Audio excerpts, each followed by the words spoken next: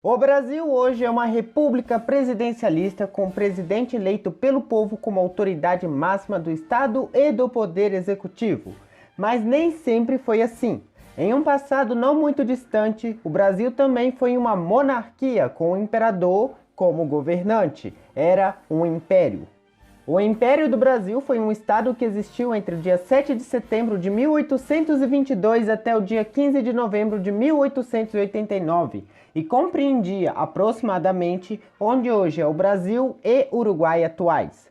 Aposto que você já tenha estudado sobre o Império na escola. Com toda certeza, esse foi um dos períodos mais interessantes da nossa história e desperta na maior parte das pessoas uma espécie de nostalgia. Acabam imaginando como seria o Brasil atualmente se ainda fosse um império. Muita coisa sobre esse período é pouco conhecida pela sociedade, um pedaço da nossa grandiosa história que acaba sendo esquecido. Sejam muito bem-vindos a mais um vídeo. Eu sou Guilherme Lima e reuni algumas curiosidades legais sobre o Império do Brasil. Já vai se inscrevendo para vídeo novo toda semana e sempre ficar por dentro de tudo. Se você deixar o seu joinha, eu posso fazer um vídeo parte 2 sobre o Brasil. Já se inscreveu, deixou o joinha? Chega de enrolação e vamos pro vídeo.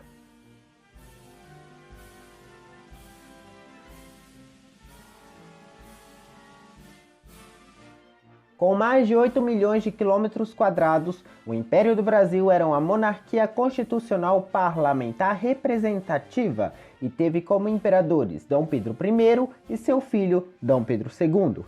O seu lema era independência ou morte, pois este foi o grito que Pedro, então filho de Dom João VI e príncipe português, deu às margens do Ipiranga em São Paulo. Inclusive, o lugar onde ele deu o grito da independência virou um monumento e você pode visitá-lo. É muito legal, eu recomendo.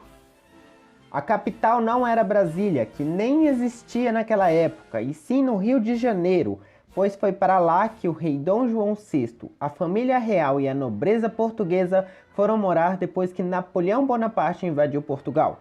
Para acomodar toda a realeza, os portugueses construíram as primeiras escolas, teatros e ruas para acomodar confortavelmente a família real e a elite portuguesa.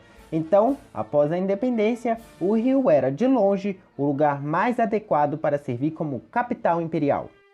A religião oficial do Império era a Católica Apostólica Romana, mas outras religiões também eram permitidas, desde que celebradas em ambientes domésticos. Aliás, o salário dos clérigos era pago pelo imperador.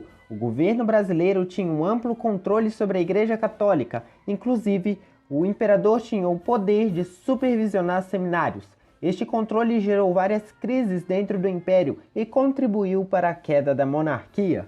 A Constituição brasileira proibia a construção de templos religiosos que não fossem católicos, mas essa lei foi ignorada tanto pelo povo, tanto pelas autoridades, a ponto de várias sinagogas terem sido construídas por judeus que vieram da Europa.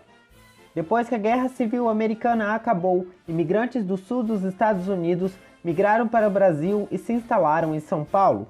A Constituição Imperial garantiu os direitos de liberdade aos súditos do Império, exceto para escravos que eram vistos como propriedade de seus compradores e não como cidadãos. Dom Pedro II foi o último imperador do Brasil e o primeiro monarca a nascer no território brasileiro. Se quiser ver um vídeo 30 curiosidades sobre Dom Pedro II, inscreva-se e deixe o joinha. Foi sob o reinado de Dom Pedro II que o Brasil foi vitorioso em 3 conflitos internacionais, sendo ele Guerra do Paraguai, Guerra do Prata e Guerra do Uruguai.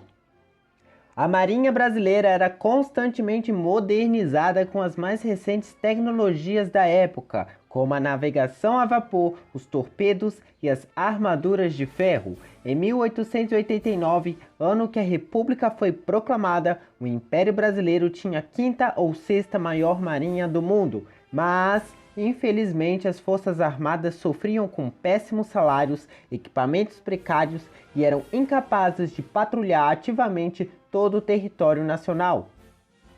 O primeiro país a reconhecer a soberania brasileira foi os Estados Unidos, enquanto Portugal só reconheceu nosso país em 1825. Os Estados Unidos e o Império mantiveram relações estreitas de amizade e foi considerado pelos americanos como um país ideal para fazer parcerias.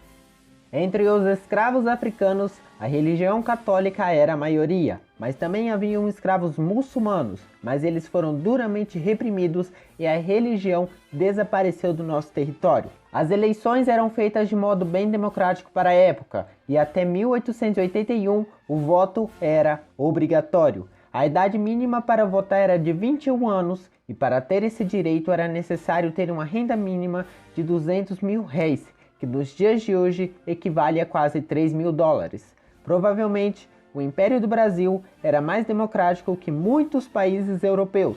É provável que nenhum país tivesse uma legislação tão liberal quanto o Brasil. A moeda nacional era o réis e o funcionário público que ganhava o menor salário era o zelador, com um orçamento de 60 mil réis por ano. Dom Pedro II subiu ao trono com apenas 14 anos de idade. Em 1857, apenas 1% da população brasileira estava matriculada em escolas. No final do Império, este número tinha subido para 14%. Foi o primeiro país da América do Sul a ter um sistema de iluminação público. Foi o segundo país da América, atrás apenas dos Estados Unidos, a ter uma linha de telégrafo transatlântica, ligando o país diretamente com a Europa. Mais de 50 mil soldados brasileiros morreram na Guerra do Paraguai e os custos do conflito foram 11 vezes maiores que o orçamento anual do governo. A maior parte dos escravos eram negros ou mulatos que eram capturados do sudoeste da África, mas existem registros de escravos brancos que são resultados da relação entre as escravas e seus proprietários, e isto era reprovável pela sociedade. Trapaças nas eleições eram comum no Império, e para o imperador isso era um problema sério. Dom Pedro II acreditava que a morte de seus 2 filhos e a falta de um herdeiro do sexo masculino era um sinal de que o Império estava destinado ao fracasso. A Lei Áurea foi assinada no dia 13 de março de 1888 pela Princesa Isabel, e por isso ela ficou conhecida como a Redentora. A libertação dos escravos é considerado o golpe final contra a monarquia, pois grandes proprietários de fazendas tinham como mão de obra os escravos. Ressentidos com o prejuízo, a própria elite orquestrou o golpe republicano que iria derrubar o imperador. A maior parte da população brasileira gostava da monarquia, mas não houve uma grande resistência ao golpe republicano e a pouca reação foi sufocada. Dom Pedro II foi o homem que mais tempo governou o Brasil, foram 58 anos de reinado. As cores da bandeira do Brasil tinham os seguintes significados. O verde era a representação da Casa Real de Habsburgo-Lorena, a qual Dona Leopoldina fazia parte, enquanto o amarelo representava a Casa de Bragança, que Dom Pedro I nasceu. Apesar das leis brasileiras permitirem que uma mulher chegasse ao trono, nem o imperador, nem a sociedade, que era extremamente conservadora, achava correto que a princesa Isabel governasse o país. Apesar de nossa independência ser retratada como iniciada no famoso Grito do Ipiranga, houve uma guerra mortal travada nos primeiros momentos do Império para expulsar de nosso território tropas portuguesas, pois Portugal se recusava a reconhecer a independência e não estava disposto a perder sua maior colônia. Foi aí que nasceu o Exército Brasileiro para lutar e defender a nossa nação. Oficialmente reconhecemos o dia 7 de setembro como a data de nossa independência, mas pesquisadores garantem que existe um engano nessa história. Especula-se que o lendário Grito da Independência ou Morte sequer teria sido dado. Foi uma construção posterior para exaltar a glória do momento. A prova de que muito se aumentou sobre a independência brasileira é que na representação oficial do quadro de Pedro Américo, Dom Pedro II aparece em cima de um cavalo dando grito, enquanto está cercado pela Guarda Nacional. Na verdade, a guarda nem existia naquela época. Ainda hoje há simpatizantes da monarquia no Brasil. Há uma parcela considerável da população que gostaria que o Brasil voltasse a ser uma monarquia constitucional. A última pesquisa revelou que entre 10 e 12% da população brasileira era favorável à restauração do trono. Comente a sua opinião sobre isso, porque ela é muito importante para mim. Eu prometo que vou dar coração para todo mundo. Você gostaria da restauração da monarquia no Brasil? Não se esqueça de se inscrever para ver mais vídeo novo toda semana e deixe o joinha para mais vídeos sobre o Brasil. Veja outros vídeos do canal. Eu vou ficando por aqui. Por hoje é só.